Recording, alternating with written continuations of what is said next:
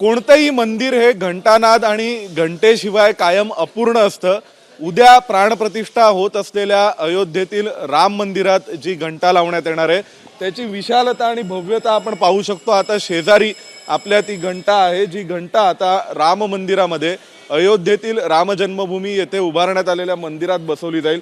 याविषयीची अधिक माहिती देण्यासाठी आपल्या सोबत आहेत अरविंद पांडे जी।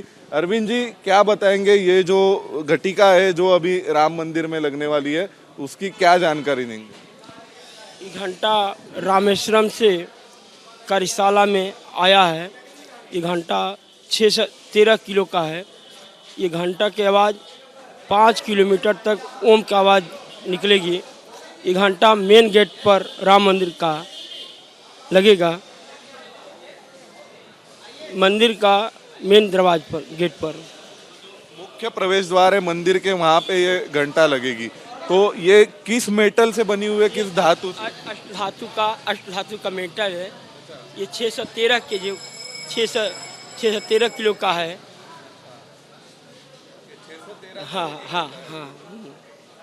आपण पाहू शकतो की 613 किलो इतकं या घंटेचं वजन आहे आणि ही अष्टधातूपासून बनवलेली आहे, कोणत्या एका धातूपासून बनवलेली नाही।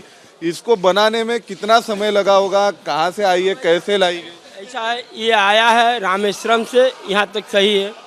ये जो दान दिया है इसका सभी लिखा हुआ है। हम लोग यही कर सकते, भगवान का मेन गेट पर घंटा लगेगा।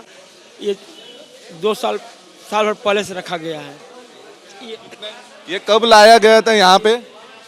बता दो दिए, साल भर पहले से लगा है। म्हणजे ही जी घंटा आहे जी राम मंदिरामध्ये बांधली जाणार आहे, राम मंदिराच्या मुख्य प्रवेशद्वाराजवळ, ती जवळपास 1.5 वर्षांपूर्वीच इथे आणण्यात आली होती। ज्यावेळी राम मंदिर बांधलं जाईल आणि त्याचं बांधकाम एक दिवस पूर्ण होऊन प्राणप्रतिष्ठा होईल या अपेक्षेने आणि या हेतूने ही घंटा इथे आणण्यात आली होती। रामेश्वरम वरून ही घंटा आणलेली आहे। सध्या आपण अयोध्येतील राम मंदिर निर्माण कार्यशाळेमध्ये आहोत, ज्या जागेवर ज्या दिवशी भाबरी ढाचा पडला त्यानंतर सलग राम मंदिराच्या विविध खांबांचं काम, राम मंदिरामध्ये बसवण्यातल्या विविध वस्तूंचं काम हे सुरू होतं आणि राम मंदिर एक दिवस बांधलं जाणार आहे या आत्मविश्वासाचं प्रतीक म्हणजे ही कार्यशाळा आहे। आणि त्या कार्यशाळेमध्ये जवळपास 1.5 वर्षापूर्वी ही घंटा पाठवण्यात आली, म्हणजे ही घंटा बनवण्याचं काम हे त्याच्या आधी कितीतरी वर्ष सुरू झालं असणार आहे।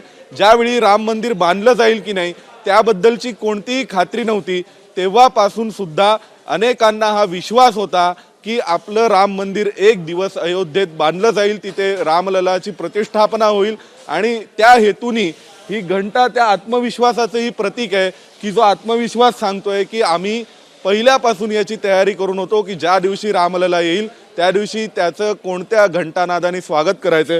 जवळपास 5 किलोमीटर इतक्या दूरपर्यंत आवाज जाईल या घंटेचा, इतकी या घंटेची क्षमता आहे आणि अष्टधातूपासून बनवलेली ही घंटा आहे। आपण पाहू शकतो की 1.5 वर्षांपूर्वीपासून ही अयोध्येत रामललाची वाट पाहत बसलेली आहे, रामललाची प्रतीक्षा आहे। एक दिवस मुख्य प्रवेशद्वारावर उद्या ज्यावेळी प्राणप्रतिष्ठा होईल त्यानंतर मग मंदिर प्रशासनाकडून, व्यवस्थापनाकडून ही घंटा तिथे बसवण्यात येईल आणि त्यानंतर मग सलग वर्षानुवर्ष या घंटेतून निघणारा नाद ध्वनी राम जन्मभूमीसाठी केलेल्या कार्याची आणि हजारो लोकांनी घेतलेल्या परिश्रमाची साक्ष देत राहील।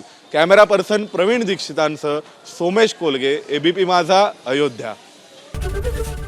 एबीपी माझा, उघडा डोळे बघा नीट।